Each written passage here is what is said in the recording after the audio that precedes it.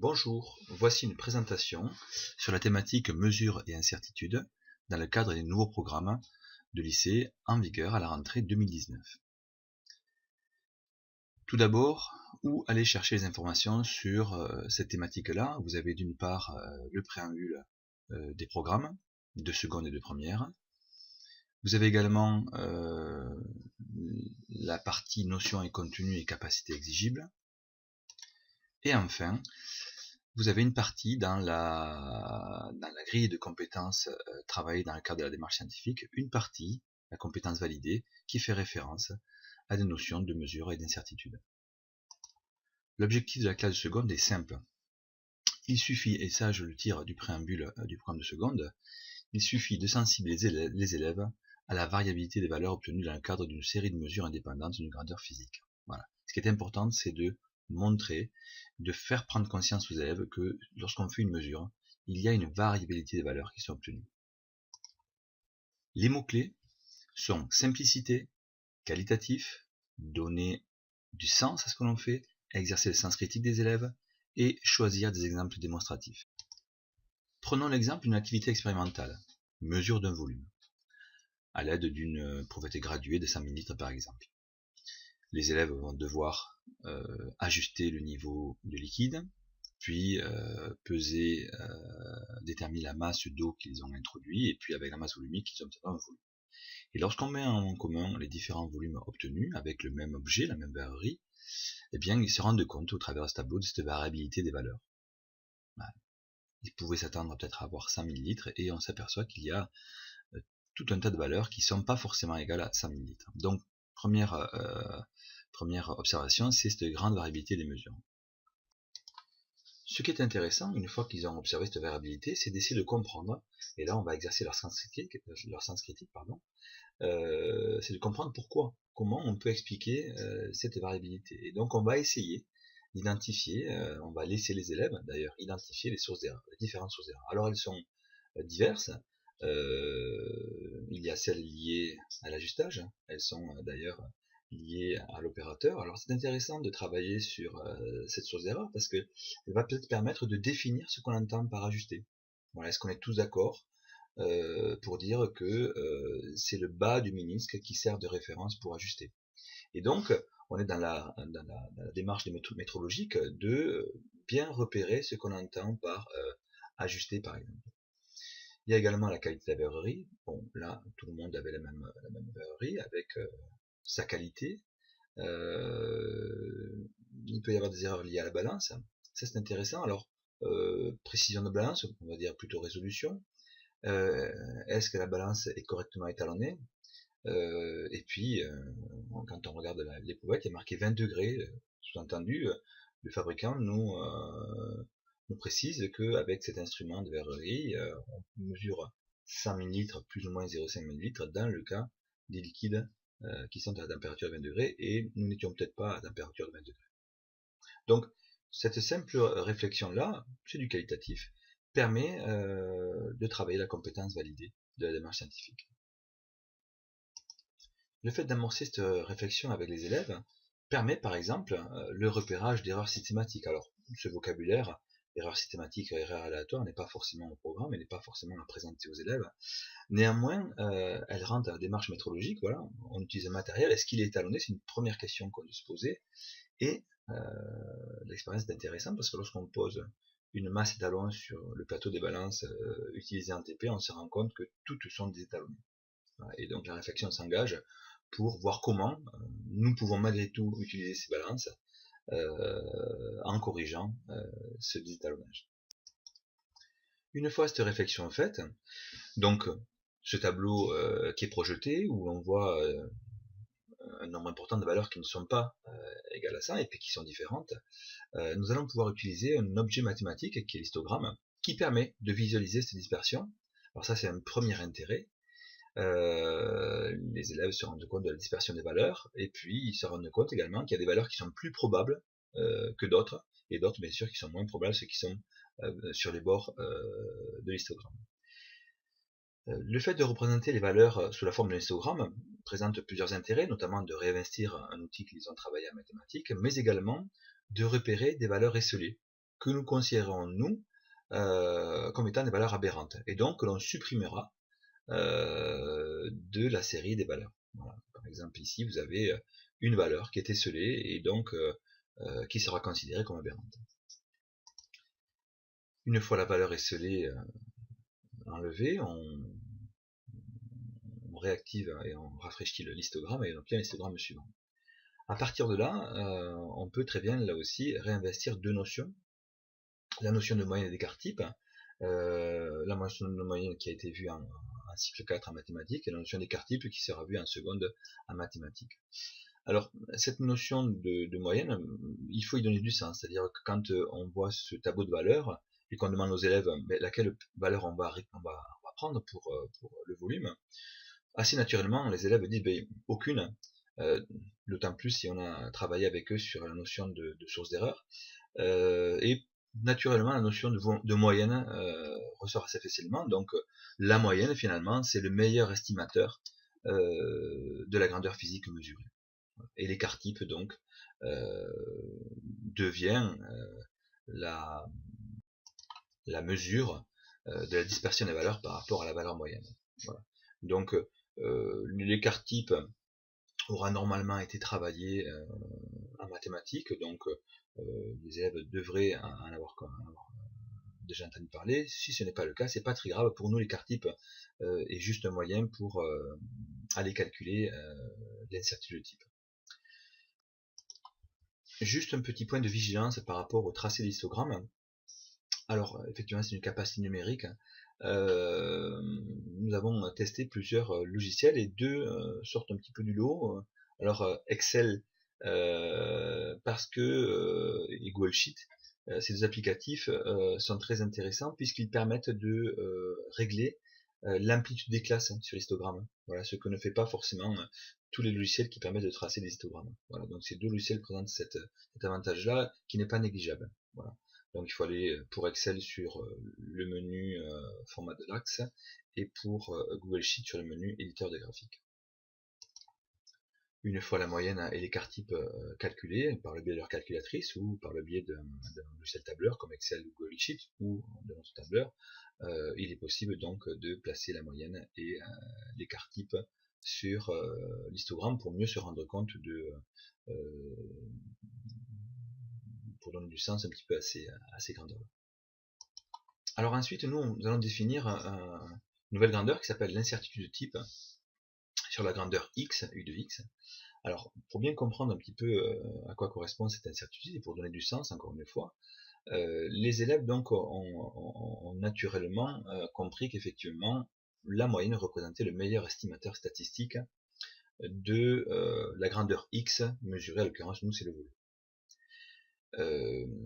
Ils pourront comprendre assez facilement que si nous reproduisons cette activité expérimentale plusieurs fois dans la journée, eh bien, une première fois, ils vont avoir une trentaine de valeurs, avec une valeur moyenne.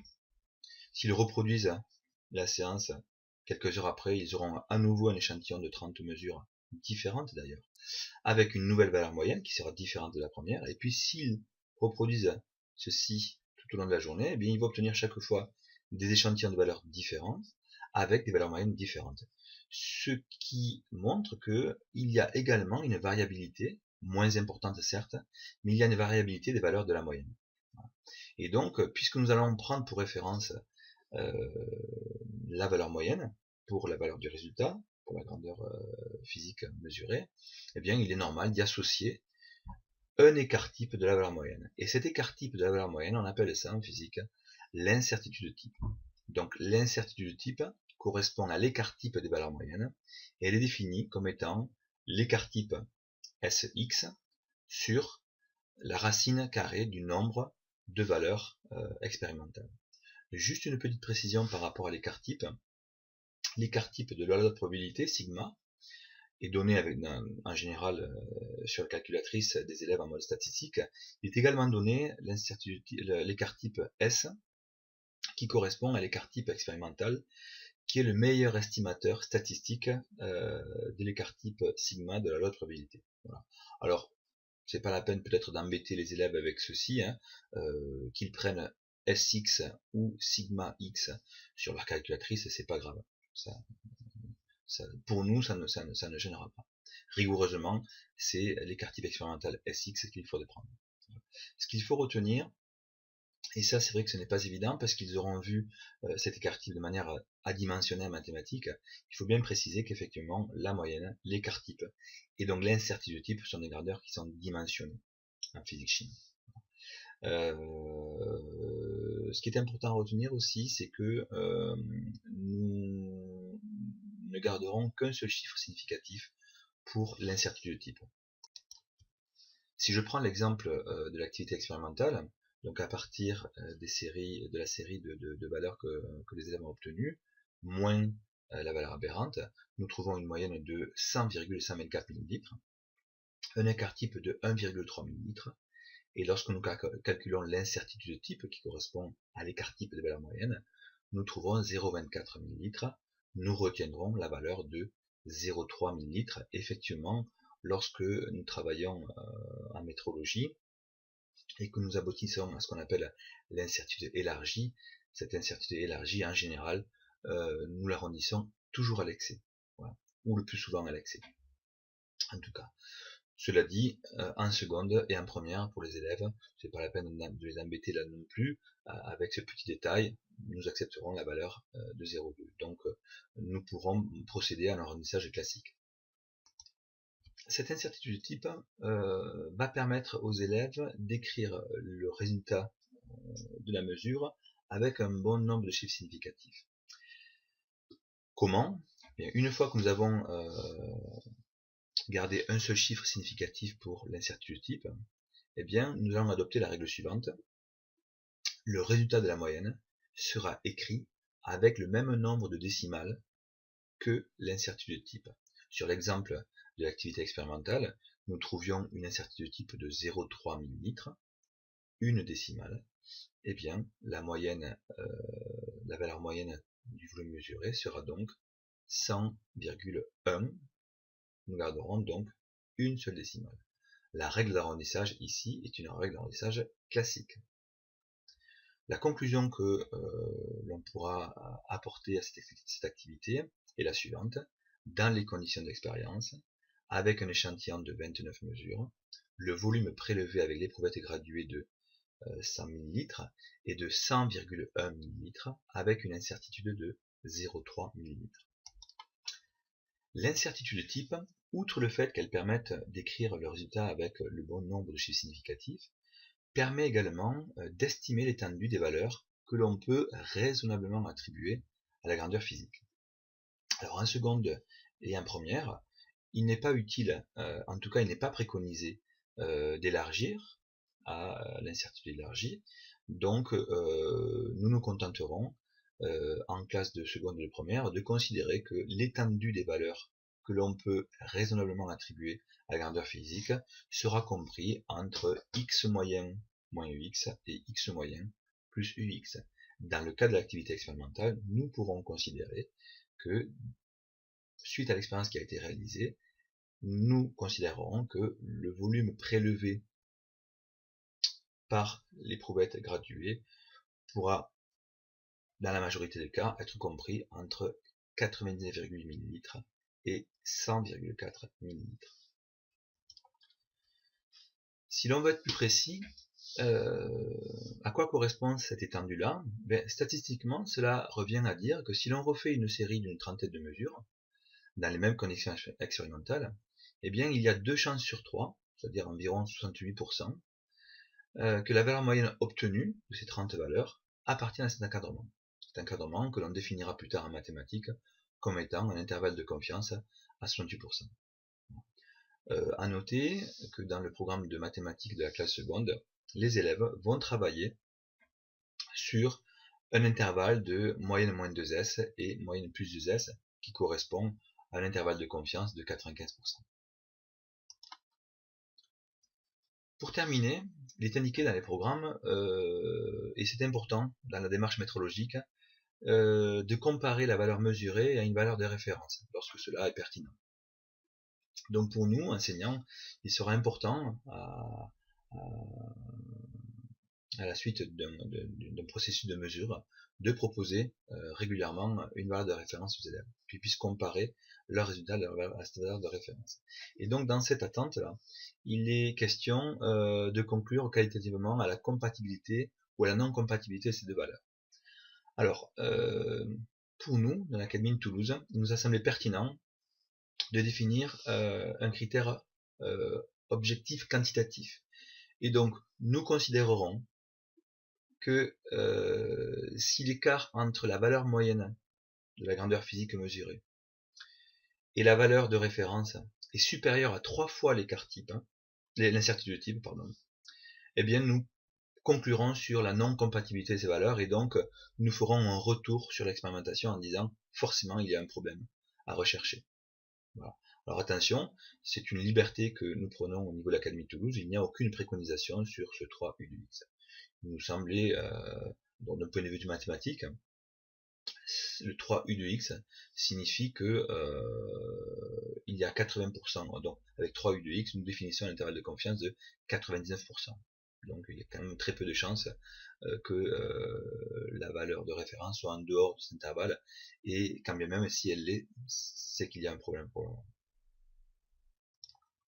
Pour ce qui est du programme de première sur cette même thématique, alors on conserve l'évaluation de type A, donc les statistiques, à partir d'une série de mesures, mais il est introduit en classe de première la possibilité d'associer une incertitude type lorsque l'élève fait une seule mesure, donc une mesure unique.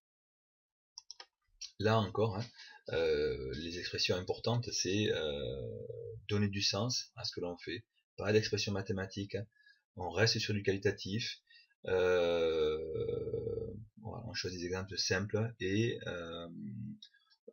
on ne fera du type B, c'est-à-dire des mesures uniques, que si on ne peut pas faire des stats. Voilà. Donc en première intention, ce sera de mettre en commun des valeurs et faire des statistiques, et donc de l'évaluation de type A. Si ce n'est pas possible, donc on procédera à une évaluation de type B. Un exemple de situation, c'est l'évaluation de distance focale, voilà, qui entre dans les contenus des programmes de physique-chimie, donc estimer la distance focale d'une lentille MS convergente. Alors dans ce cadre-là, c'est très simple. Donc plusieurs possibilités. Prenons le cas par exemple où on a fabriqué un objet à l'infini, et donc les rayons vont focaliser sur le foyer image de la lentille, et donc la distance qu'il y aura entre la lentille et l'écran correspondra à la focale de la lentille.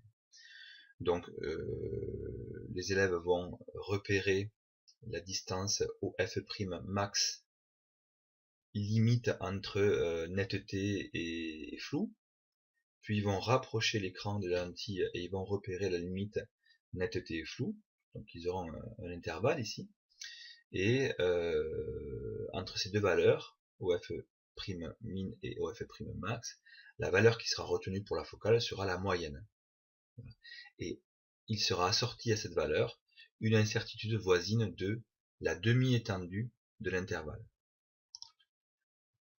Si nous prenons le cas concret de l'expérience réalisée avec une lentille convergente de 3 dioptries, donc avec la méthode de l'objet à l'infini, nous avons trouvé une valeur maxi pour OF' de 35 cm, une valeur mini de OF' de 33 cm, donc nous considérons que la focale de cette lentille est de 34 cm avec une incertitude de 1 cm, puisque entre 33 et 35 il y a 2 cm, et nous retiendrons pour l'incertitude type la moitié de l'intervalle, donc 1 cm.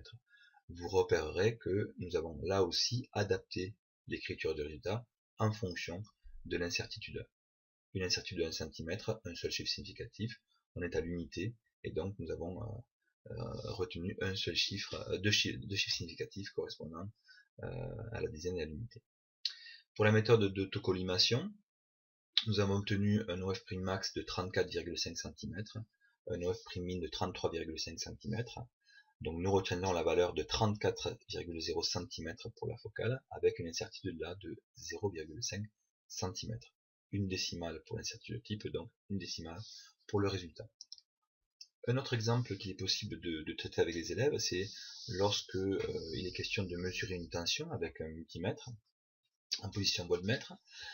Alors c'est intéressant parce que là aussi dans la démarche métrologique, c'est pertinent d'amener l'élève sur la notice du fabricant, où il va pouvoir, alors soit on permet à l'élève d'aller rechercher dans la notice, ou alors on extrait la partie pertinente de la notice, c'est peut-être plus intéressant.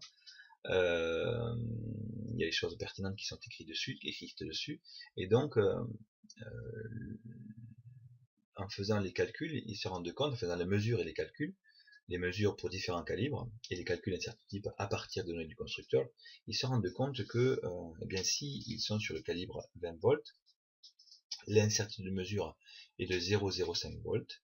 S'ils sont sur le calibre 200 volts, l'incertitude est de 0,2 volts. Et s'ils sont sur le calibre 1000 volts, l'incertitude sur la mesure est de 2 volts. Donc 6 volts avec une incertitude de 2 volts, les élèves se rendent compte que cette valeur n'a pas de sens. Donc c'est vrai que on leur dit tout le temps de prendre le calibre immédiatement supérieur à la valeur mesurée. Et bien là, ils se rendent compte de pourquoi. Ils comprennent pourquoi il faut faire ceci. D'autres exemples de situations possibles: mesure de l'intensité d'un courant, mesure de la résistance d'un conducteur ohmique, mesure de la période d'un signal, mesure de la longueur d'onde d'une onde périodique progressive, mesure de la pression dans un gaz, dans un liquide. Attention, il est bien stipulé dans les programmes que la notion de type A s'appliquera sur une mesure unique, bien sûr, et sur une mesure directe. La loi de propagation des incertitudes n'est pas au programme de première. Merci pour votre attention.